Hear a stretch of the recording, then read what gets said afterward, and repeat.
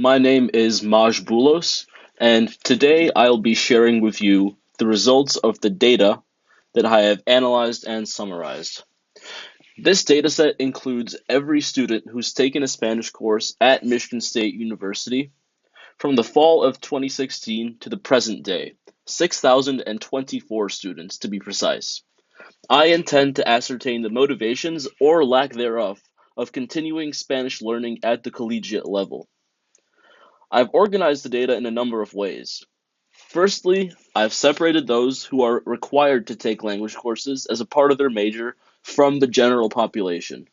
I broke this down based on which level they started at, 100 through 400, and created subsets based on how many courses they took and to which level they progressed.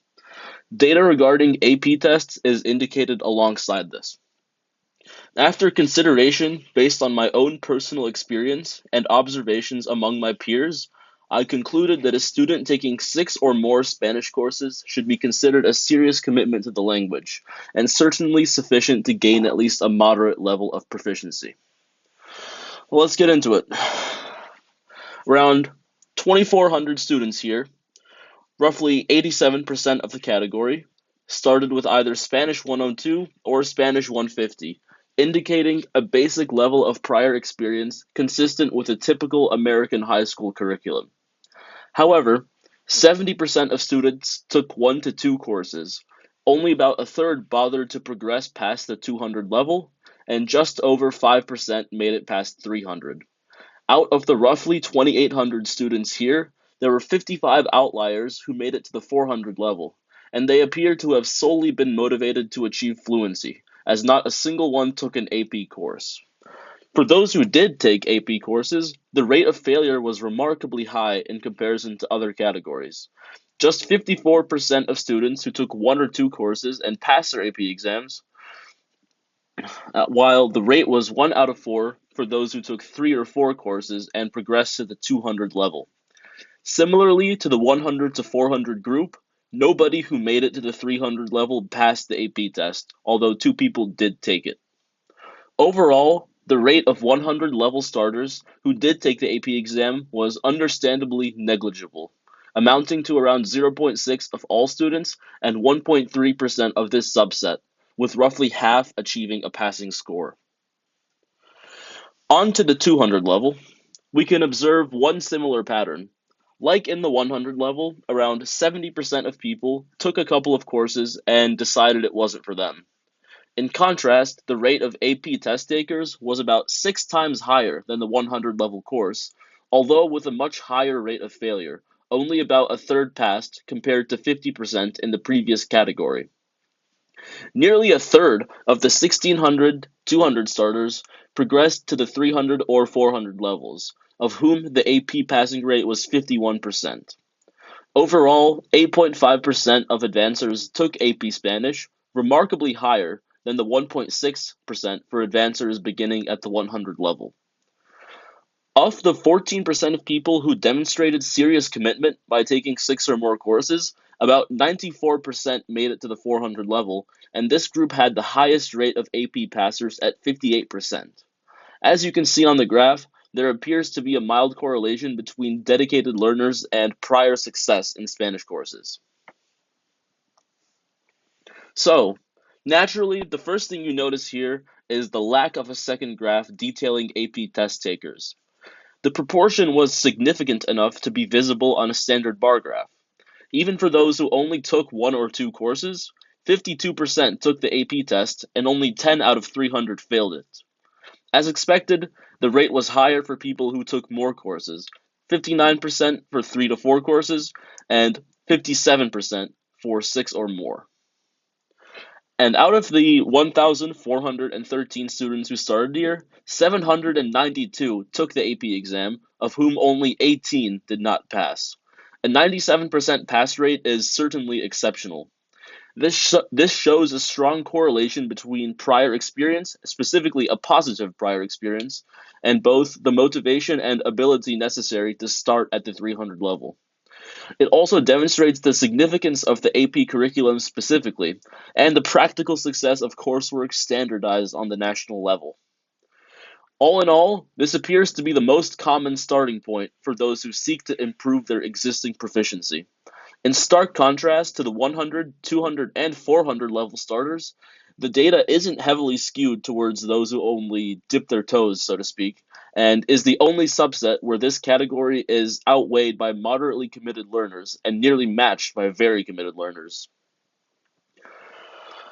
Similarly to the previous slide, the proportion of AP takers was significant enough to be visible. However, I was quite surprised by the results of this data in two ways. Firstly, that while there were a lot of AP scores recorded, the proportion was far less than that of the 300 level, 36 and 45% respectively, compared to the 54% out of the 300 level. I also expected to observe a higher rate of continuation, which evidently didn't materialize. Only 32 and 5% of people took three to four courses and six courses respectively. I think it's safe to infer that given the lower rate of AP scores, that many of these students have had a more direct exposure to the language rather than a merely academic one, and that they're confident enough in their own fluency to not seek further instruction. Well, that would do it for the general student body, so let's take a look at the data for students required to take language courses.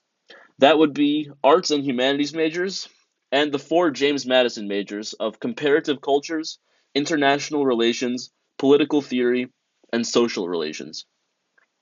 For some context, the major stipulates that one must achieve second year fluency in a language of their choice, meaning that they must at the very least pass 201 and 202. Consistent with this, the distribution is unlike the overall one, being more heavily skewed towards students who have fulfilled the bare minimum requirements. About 40% of students appeared to have fallen short of this, however, and likely switched to a major without a language requirement. 46 people, roughly 8.5%, took Spanish 201 but did not complete 202. 11 of the 538 students who took six or more classes all made it to the 400 level, again signifying the outliers who are personally rather than academically motivated. As was typical throughout the broader dataset, a trivial proportion of people passed or even took an AP test. Out of the three who did, one passed. The 200 level shows the same pattern even more clearly. The data is skewed towards those who sought to fulfill the requirement, amounting to about 78% of this total, a negligible amount of whom only took 201 before switching their major. A peculiar aspect of this data is the proportion of people who failed their AP test but continued onto the 300 level nonetheless. Given with a sample size of 5, one can't come to a definitive conclusion, but I believe that a large part of this can be attributed to the same worldview that led them to choose a political or human oriented career path. Here, we see once again the same trend shown by the general student body. Just over half of people here took the AP test, 85 out of 164, and only one person failed it. The one significant difference is the proportion of committed learners who didn't take an AP test, which is about 58% here committed to 41% overall, or compared to 41% overall. It seems that this once again points to personal motivation rooted in zeal for humanity and a higher level of cultural consciousness.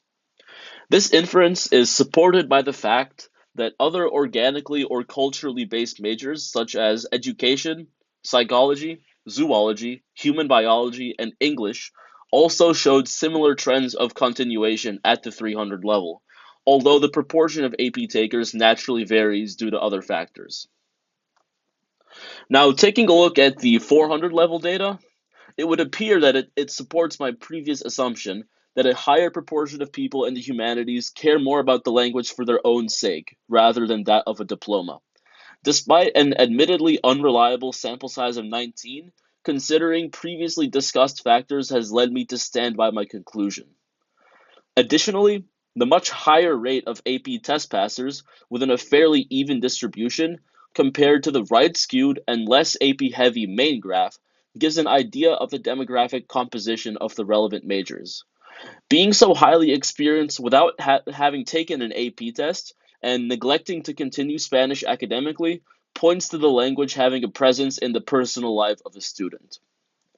Meanwhile, the inverse of that trend being depicted on this graph begs the question of there being a smaller proportion of individuals of Hispanic descent in these language required majors, which once again points to a genuine personal desire to learn this language.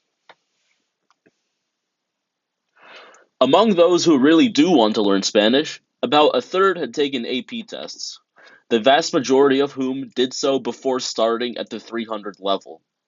As I mentioned earlier, few people have a good reason to keep taking classes when they can already test into the 400 level. But in the context of the American education system, starting at 300 demonstrates an existent and above average level of competence, enough for these people to account for 55% of devoted learners. So, what I concluded from this was that motivations for Spanish learning can be separated into three categories. The first is related to obligatory language classes. The second is a personal drive to become bilingual.